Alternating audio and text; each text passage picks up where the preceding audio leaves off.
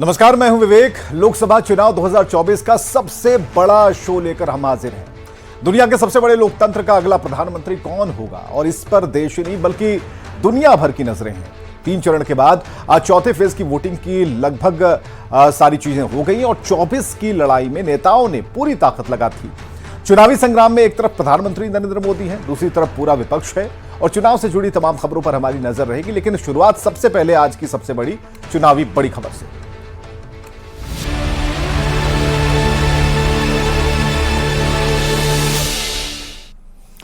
चलिए, बिहार में 5 बजे तक का मतदान कितना हुआ, यह जानने की इच्छा होगी आपको। चलिए, बिहार का जो फिगर है वो हम आपको बता रहे हैं।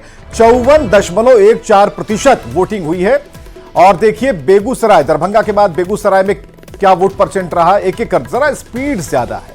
स्क्रीन पर जो चीजें आ रही हैं उसकी स्पीड ज्यादा है, जरा हम स्लो करके आपको बताते हैं। दरभंगा में 54.28% वोटिंग, बेगूसराय में 54.08% वोटिंग, मुंगेर में 51.44% वोटिंग, उजियारपुर में 54.93% वोटिंग और समस्तीपुर में 56.36% वोटिंग हुई है। तो 5 बजे तक का जो आंकड़ा है वो आपकी स्क्रीन पर है। 54.14% वोटिंग हुई है बिहार में चौथे फेज में। चलिए, इसके बाद झारखंड की बात। तो झारखंड में 5 बजे तक 63.14% मतदान हुआ है। खूंटी में 65.82% मतदान हुआ, लोहरदगा में 62.60%, पलामू में 59.99%, सिंहभूम में 66.11% मतदान हुआ और झारखंड में वोटिंग खत्म हो चुकी है।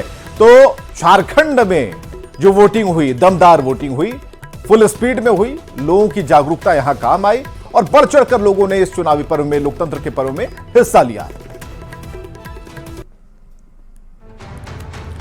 चलिए, 5 बजे तक का मतदान एक बार फिर जरा मोटे अक्षरों में देखिए। 54.14% मतदान हुआ है बिहार में। 5 बजे तक का आंकड़ा हम आपको बता रहे हैं। इसके अलावा एक एक कर स्लाइड हम बदलेंगे और आपको नई फिगर सामने आएगी। दरभंगा में कितना हुआ, दरभंगा में 5 बजे तक का मतदान 54.28% रिकॉर्ड किया गया। इसके अलावा 5 बजे तक का जो मतदान है अगले लोकसभा क्षेत्र की अगर हम बात करें दरभंगा के बाद, तो अगली स्लाइड की तरफ हम जाते हैं और पता लगेगा कि कितना प्रतिशत वहां पर मतदान हुआ है। तो 5 बजे तक का जो मतदान। और चलिए, बेगूसराय और समस्तीपुर में वोटिंग खत्म हो गई है। एक बड़ी खबर हम आपको बता रहे हैं, उजियारपुर और मुंगेर में भी वोटिंग खत्म हो चुकी है। दरभंगा में भी वोटिंग समाप्त हो चुकी है। एक बड़ी खबर, 5 लोकसभा सीट पर शांतिपूर्ण मतदान संपन्न हुआ। 5 बजे तक के आंकड़ों के साथ यह भी खबर आई कि जो 5 लोकसभा क्षेत्र थे जहां पर वोटिंग हो रही थी, बिना किसी दिक्कत के, बिना किसी परेशानी के शांतिपूर्ण तरीके से मतदान समाप्त हुआ है। तो बिहार की 5 लोकसभा सीट पर मतदान खत्म हुआ है। बेगूसराय, समस्तीपुर में भी वोटिंग खत्म हो गई है। उजियारपुर और मुंगेर में भी वोटिंग खत्म हुई है। अब देखिए झारखंड की बात। झारखंड की 4 लोकसभा सीट पर मतदान खत्म हो गया है। सिंहभूम और खूंटी में मतदान खत्म हुआ। लोहरदगा और पलामू में भी वोटिंग समाप्त हुई है। झारखंड की कुल 4 लोकसभा सीट पर वोटिंग हो रही थी। बढ़िया मतदान हुआ है, वोट परसेंट ये बता रहा है और वोटिंग समाप्त हो चुकी है। सिंहभूम और खूंटी, लोहरदगा और पलामू में वोटिंग समाप्त हो चुकी है। तो इस वक्त आप ओवरऑल वोट परसेंट देख पा रहे थे। अभी तक की जो खबर है उसके मुताबिक चुनाव, चौथे फेज का जो चुनाव था, वोटिंग थी, वो संपन्न हुआ शांतिपूर्ण तरीके से, बढ़िया माहौल में। महिलाओं की बढ़ चढ़कर जो भागीदारी रही, जो पुरुषों पर भारी भी दिखी और लोगों ने मतदान किया। बिहार की तुलना में झारखंड में 3-4 सीटों पर चुनाव हुए, लोगों ने पूरा जोर लगा दिया, दमखम दिखाया।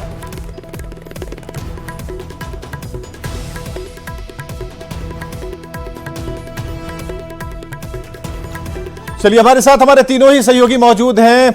हमारे संवाददाता शैलेंद्र मौजूद हैं, रजनीश हमारे साथ हैं, अमित हमारे साथ हैं।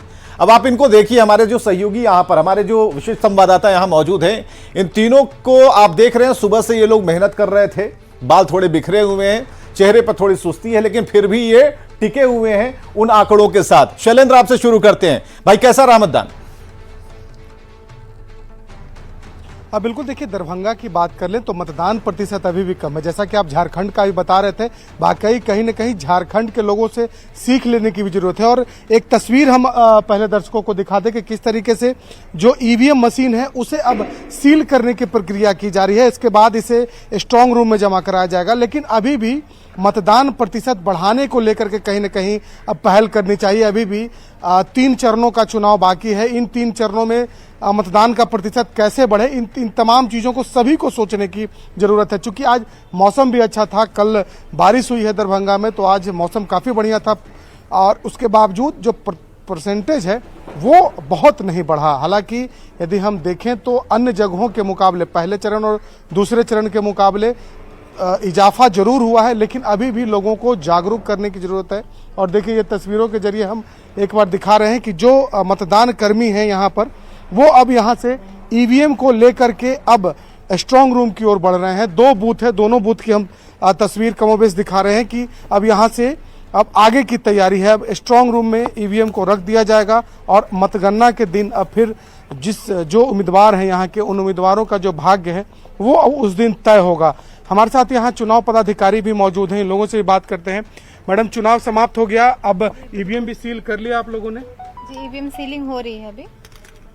अब आगे की क्या प्रक्रिया, स्ट्रांग रूम लेके जाएगा? स्ट्रांग रूम, जी बिल्कुल, स्ट्रांग रूम ले जाने की तैयारी। चलिए, ईवीएम में किस्मत हुई कैद और स्ट्रांग रूम की तरफ रवाना होने के लिए गाड़ी लग चुकी है। शैलेंद्र हमारे साथ जुड़े हुए थे, रजनीश भी हमारे साथ बने हुए हैं। रजनीश, आपके हाथ में मोबाइल है, कुछ आंकड़ा है क्या?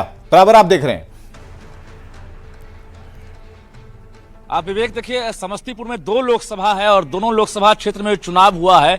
ये बताने के लिए काफी है कि शाम 5 बजे तक का जो मतदान प्रतिशत है ये बता रहा है कि वोटर यहाँ कितने जागरूक हैं। क्योंकि उजियारपुर में इस वक्त हम हैं और उजियारपुर में 54.93 ये वोटिंग परसेंटेज है शाम 5 बजे तक का, जबकि समस्तीपुर में 56.36 है वोटिंग परसेंटेज। एक बार हम बूथ की तरफ लिए चलते हैं। ये इस वक्त उजियारपुर के दलसिंह सराय का बूथ है ये, और देखिए यहाँ पर एक साथ 5-5 बूथ हैं। सभी सुरक्षा कर्मी अब जो है एक तरह से अब ईवीएम ले जाने की तैयारी में जुट गए हैं, क्योंकि ईवीएम को सील कर लिया गया है और कुछ बूथ हैं जहां पर प्रक्रिया चल रही है।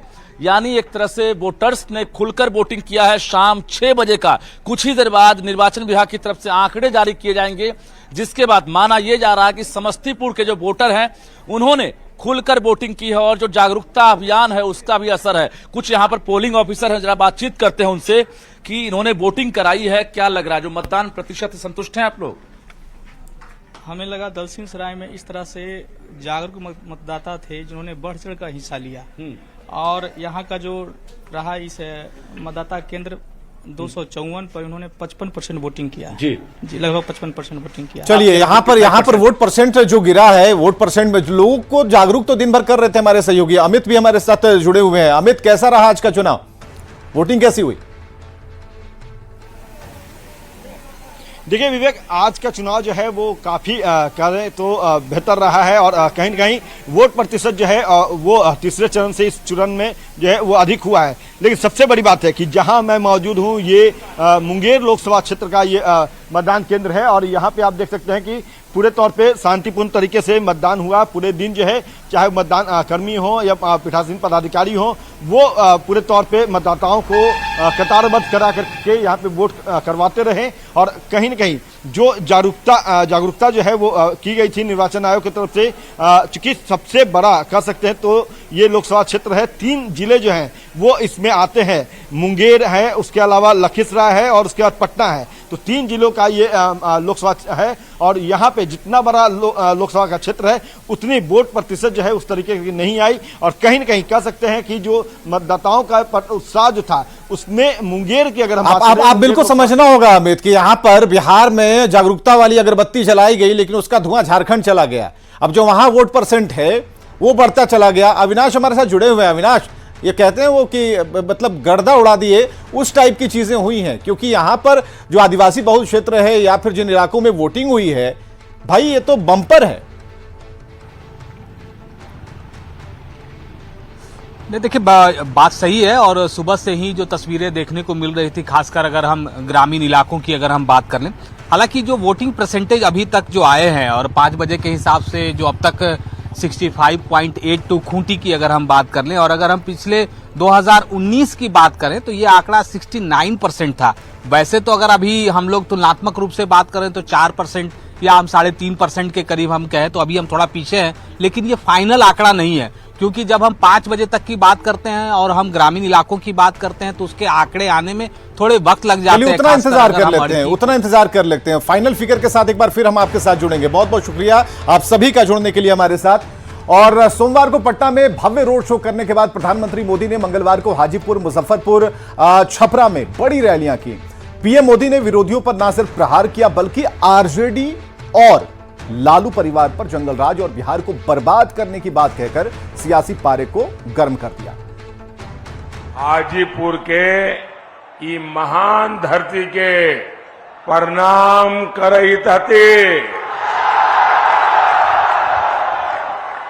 भारत माता की, भारत माता की जय श्री राम। 2 दिनों के बिहार दौरे पर आए पीएम मोदी ने मंगलवार को 3 बड़ी रैलियां की। नरेंद्र मोदी जिंदाबाद।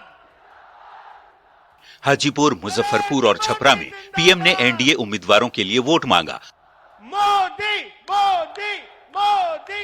सबसे पहले पीएम हाजीपुर पहुंचे, जहां वे एनडीए प्रत्याशी चिराग पासवान को अपना बेटा जैसा मानते हुए उनके पिता को मिले वोट से भी ज्यादा रिकॉर्ड मतों से जिताने की अपील लोगों से की। मोदी मोदी मोदी। ज्यादा से ज्यादा मतदान करोगे, पुराने रिकॉर्ड तोड़ेंगे।